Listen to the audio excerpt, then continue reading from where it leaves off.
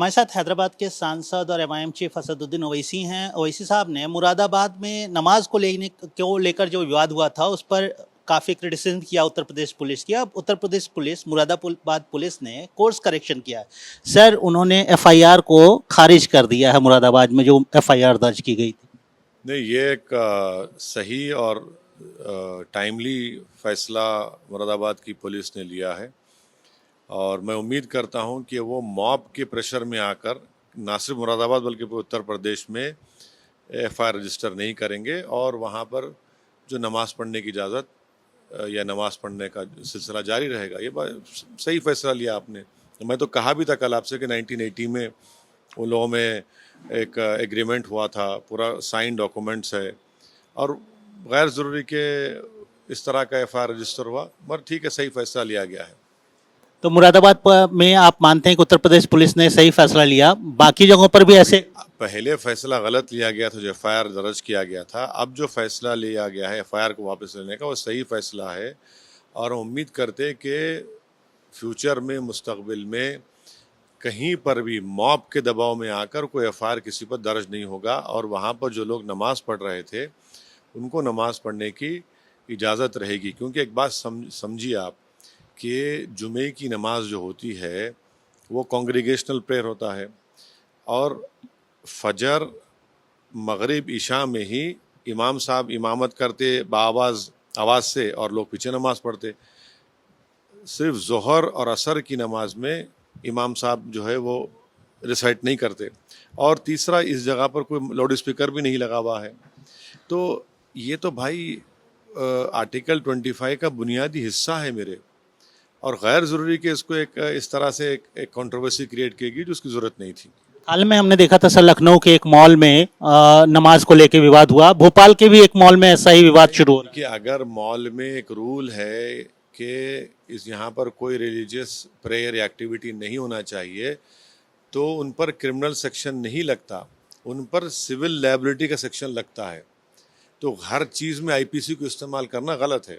पर आपके विचार में क्या, इस तरीके से जो शॉपिंग कॉम्प्लेक्स हैं या जो प्राइवेट प्रॉपर्टीज हैं जो वो, लेकिन वहाँ पब्लिक जाती है, ऐसी जगहों पर प्रेयर्स, रिलीजियस प्रेयर्स अलाउड होने चाहिए सर?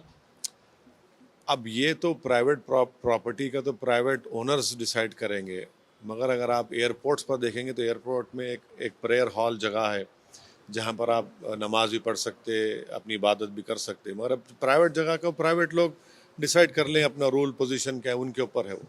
आप अभी हाल के दिनों में चाइना के ऊपर काफ़ी केंद्र सरकार को, प्रधानमंत्री मोदी की सरकार को काफ़ी घेर रहे हैं। अभी रिपोर्ट्स भी आ रही हैं कि चाइना लगातार एग्रेसिव बना हुआ है इंडिया पे। लद्दाख में, अरुणाचल में अब तो वो इंडियंस को उनके लैंड पे ग्रेजिंग भी नहीं करने।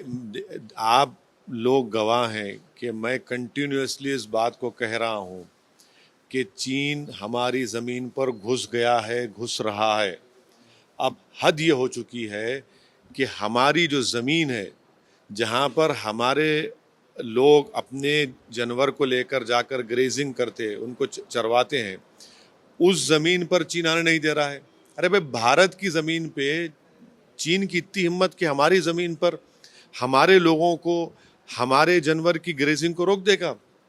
इससे बढ़कर बदतमीज़ी, इससे बढ़कर तकलीफदेह बात क्या हो सकती है? इसीलिए तो हमको गुस्सा आ रहा है।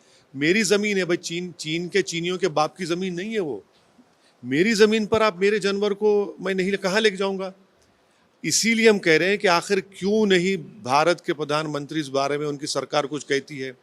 एक अनाप शनाप एक वाहियात बात कर देते हैं हमारे एक्सटर्नल अफेयर्स मिनिस्टर।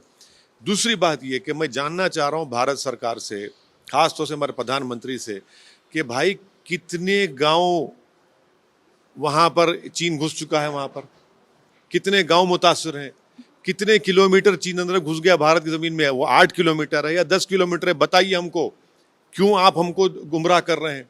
क्यों धोखा दे रहे हैं भारत को आप? चीन घुस गया हमारी ज़मीन में, क्या वो 10 किलोमीटर है या 5 किलोमीटर है? कितने गांव मुतासर हैं? 5 है या 8 गांव मुतासर हैं? आखिर कब तक आप खामोश बैठेंगे? हमारी टेरिटोरियल इंटीग्रिटी और भारत की सॉवरेनिटी का मजाक हो रहा है यहाँ पर, और भाजपा कुछ बोलती नहीं है उस पर। अरे हमारी ज़मीन है, भारत की ज़मीन है, हम अपनी वहाँ पर अपने वहाँ का किसान वहाँ का अपनी ज़मीन को नहीं चरवाएगा तो कहाँ चीन की ज़मीन चरवाएगा जाकर? इसीलिए हमको गुस्सा आ रहा है, तकलीफ हो रही है। एक मजाक हमारा उठाकर बना कर रख दिए कि हमारी जमीन पर आने नहीं दे रहे। अरे भाई कितने किलोमीटर घुसा बताइए ना। अच्छा और एक बात, आप 15 राउंड बातचीत करें, हैं वो मिलिट्री के हमारे उनसे PLA से बात हो रही, भाई कितनी चीन की फौज हटी बताइए देश को। और अगर नहीं हटी तो फिर कितने किलोमीटर जमीन पर चीन घुसा हुआ है। और अगर बातचीत हो रही है तो फिर हमारी जमीन पर हम अपने जानवर को ग्रेजिंग नहीं करें तो कहां करेंगे। तो इसलिए तकलीफ दे बात है और पूरे भारत की जनता से एक मजाक हो रहा है, धोखा दिया जा रहा है भाजपा की तरफ से। आपने ऑल पार्टी मीट की स्पेशल पार्लियामेंट्री सेशन की बात बिल्कुल बिल्कुल बुलाना चाहिए। अब तो यानी हद हो गई। ये जमीन हमारी है, हम ग्रेजिंग राइट्स वहां पर हमारे लोग करते आ रहे हैं, भारत के नागरिक। हमारे ही जमीन में 8 किलोमीटर या 10 किलोमीटर नहीं मालूम कितना घुस गए, कितने 5 या 10 गांव मुतासर हो गए। अरे भैया मजाक बना के रखा क्या आपने। कहाँ गया आपका देशभक्ति, कहाँ गया नेशनलिज्म, कहाँ गया वो तिरंगा लहराना। अरे जमीन पर हम अपनी जमीन पर जानवर को लेकर नहीं जा सक रहे, इससे बड़ी शर्मिंदगी और बेइज्जती क्या हो सकती है हमको बताइए आप। इंडियन आर्मी लगातार एक्सरसाइज कर रही है सर लेह लद्दाख। सर आप ये इंडियन आर्मी के, बहादुर इंडियन आर्मी के पीछे प्रधानमंत्री को नहीं छुपना चाहिए। ये पॉलिटिकल लीडरशिप का काम है कि वो खुलकर बोले। आप फौज के पीछे, बहादुर फौज के पीछे कब तक छुपेंगे। लीडरशिप तो आपको दिखाना है ना। क्या ये देश में आर्मी काम करती है देश के प्रधानमंत्री के हुक्म के ऊपर, रक्षा मंत्री के हुक्म के ऊपर। हमारी जमीन पर 8 किलोमीटर या 10 किलोमीटर चीन जब घुस कर हमारे ही ग्रेजिंग राइट से इजाजत नहीं दे रहा, रोक रहा है, तो इससे बड़ी बदतमीजी और बेइज्जती की बात बहैसियत भारत के नागरिक के क्या हो सकती है मुझे बताइए आप। इसीलिए हमको गुस्सा आ रहा है और मैं बार बार इस बात को कह रहा हूं। तो कोई इसको ये समझते हैं कि नहीं ये हेडलाइन मैनेजमेंट के लिए कर रहा है। मैं आज भी कह रहा हूं कि पार्लियामेंट के सेशन को बुलाया जाना चाहिए, इस मसले पर बात होनी चाहिए और सरकार को खुलकर बोलना चाहिए। भाई आपने 15 राउंड बातचीत किए, भाई क्या निकला उसमें। कितने जमीन चीन छोड़कर गया, कितनी जमीन पर हमारे ग्रेजिंग राइट्स अभी बाकी हैं।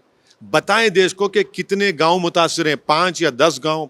कितने किलोमीटर जमीन में चीन की फौज घुस चुकी है, 8 किलोमीटर या 10 किलोमीटर बताइए हमको। ये हमारी जमीन में घुसकर हमारे लोगों को रोक रहे हैं, इससे बड़ी बेशर्मी और बेइज्जती की बात क्या हो सकती है।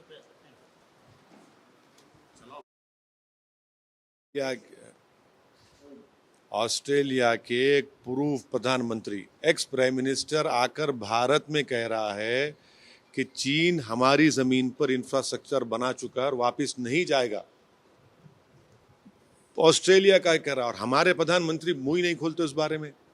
हमारी जमीन पर इंफ्रास्ट्रक्चर बना रहा है, हमारी जमीन पर फौज को खड़ा कर दिया है। इसीलिए आप देखिए कि एक ऑस्ट्रेलिया का प्रधानमंत्री कह रहा है और हमारा प्रधानमंत्री कुछ बोलती नहीं इस बारे में। तो चाइना पे आपको लगता है सर कि हमारी जो डिफेंस पॉलिसी, फॉरेन पॉलिसी है, वो काफ़ी ज़्यादा सक्रिय, एक्टिव नहीं है, या हम आइसोलेटेड हैं, हमें चाइना के ऊपर हमारी लड़ाई अकेली। भाई सन्नाटा है, सन्नाटा है। भाजपा के पास आप चीन का नाम बोलिए, सन्नाटा है। एक ऑस्ट्रेलिया का प्रधानमंत्री आकर कह रहा है कि जिस जमीन पर चीन घुस चुका है, जहां पर वो इंफ्रास्ट्रक्चर बना रहा है, वो खाली नहीं करेगा उस जगह पर। वो हमारे प्रधानमंत्री क्यों नहीं बोलते, हमारे वजीर आजम क्यों नहीं बोलता। हमारे ग्रेजिंग राइट्स नहीं हो रहे हैं वहां पर। ऑस्ट्रेलिया का प्रधानमंत्री आकर आईना दिखा रहा है और यहाँ की सरकार कुछ बोलती नहीं है कि मौन व्रत पर हैं लोग।